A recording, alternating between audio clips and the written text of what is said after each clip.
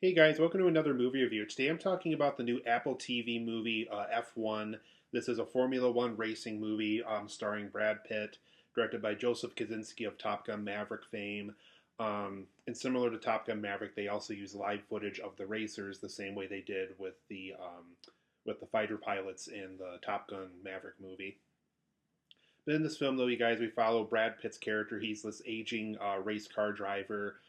He's competed at a lot of Daytona 500 events. When he was really, really young, he once competed in Formula One racing, but there was an accident that happened to him that kind of prevented him from doing that for a long time. But he gets invited back into the F1 world when a close friend of his, who also was very involved with racing, wants him to be able to compete with this team that he's assembling to basically represent America at this event. And over the course of this film, the Brad Pitt's character has to basically find out how to work better together with some of these other racers, since F1 is a very team-based kind of a racing event. And so he has to learn how to basically work with younger racers, work with people that race differently than he does, that have a different kind of perspective on racing than he does. So over the course of this film, we follow Brad Pitt's character. What does he have to change about himself? What does he have to change about his racing style? What can he keep about the racing style of his past, while also kind of updating the way he races and be able to compete and stay up with kind of how the racers of today would compete at a competition like this. And this all happens over the course of F1. But overall, guys, I really enjoyed this movie. I didn't absolutely love F1, but I really enjoyed it. It's one of those films where I really enjoyed it. Um, the live footage that they used for the racing was really impressive. There's a tons of great things to love about this movie. If you're a Formula One racing fan in any way, shape, or form, I think you're really going to like this film. For me personally, too, though, there's some racing films that I really like. Like I really liked Ford v Ferrari, and I really liked Gran Turismo back when that came out. But I do feel like this kind of formula of aging racer, newbie racer, going into basically F1 racing and kind of taking home the big trophy and stuff. I feel like this kind of story is getting a little old now, and I feel like F1 kind of reinforces that idea of how old this idea is in racing films of aging racer or new racer has to compete up with everybody else and things like that. Not that that's bad.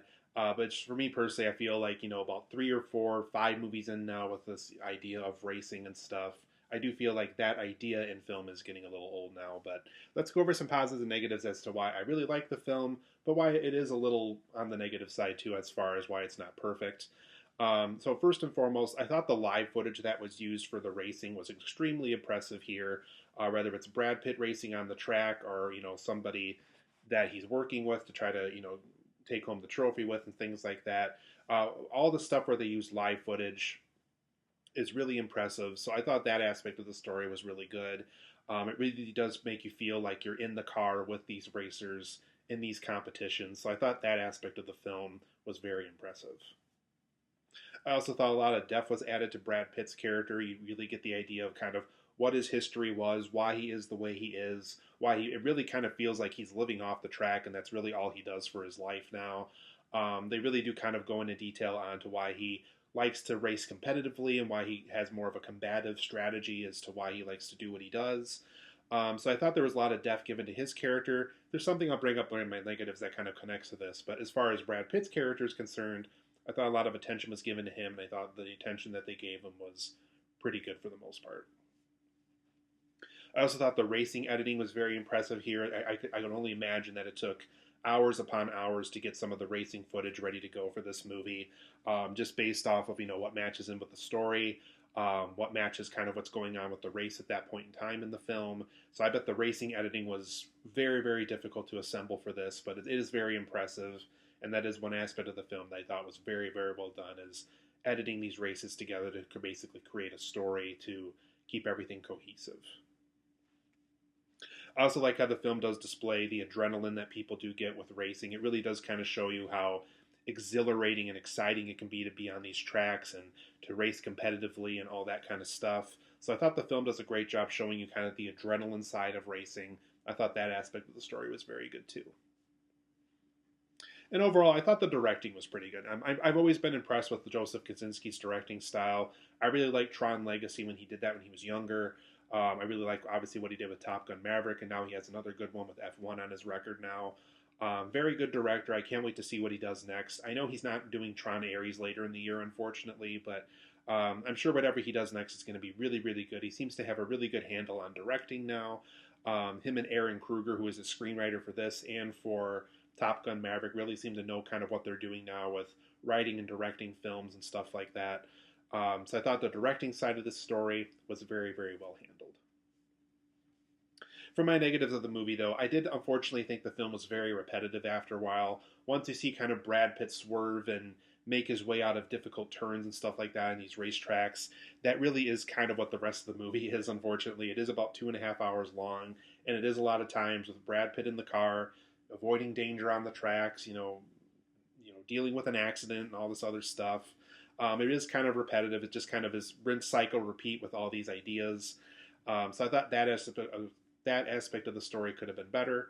I thought they could have done a better job avoiding so much repetition with what they were trying to do in the story. And overall, too, I thought the film was very predictable. I kind of predicted everything that this film was going to do the second the film started. That kind of goes back to what I was saying earlier with the whole Gran Turismo, Ford v Ferrari, Days of Thunder. I feel like this kind of story is just have been done to death now, and I feel like it's been done in a much more clever, more visual, satisfying kind of a way as well. So I thought story-wise, it was a little predictable. So I would have preferred something that could have kept me guessing a little bit more and could have thrown a surprise at me every once in a while. I also thought more time was needed with Brad Pitt's personal life. Though his character gets a lot of depth, we learn about his history as a person, there isn't a lot of time he spends offside of the track.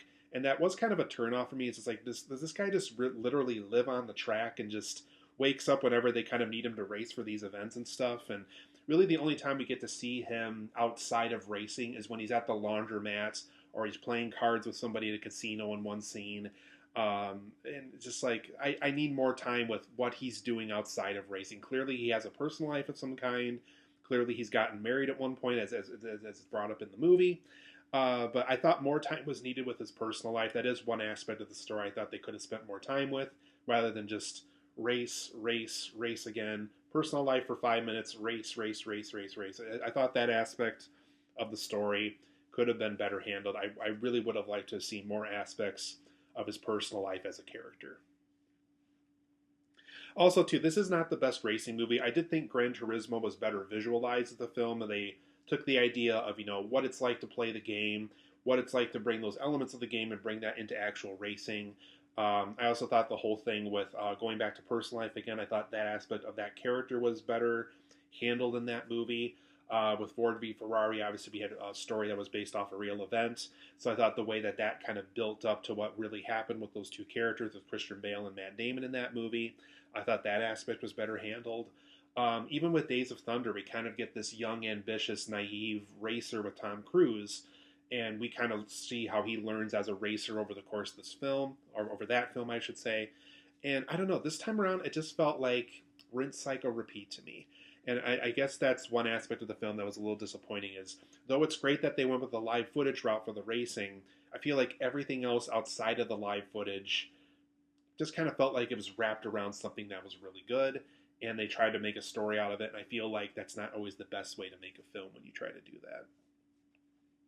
I also thought a lot of the side characters are very flat. So the engineer would just be the engineer, the contractor would just be the contractor, the evil competitive racers that they race against were just the evil competition they had to face down on the track and stuff. So I thought a lot of the side characters this time around were a little flat for me. So I thought that aspect of the story could have been better written as well.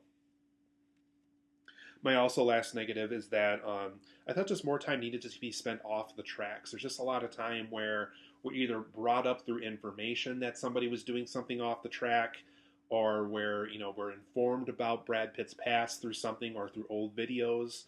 I just really felt like more time needed to be spent off of the track in this movie.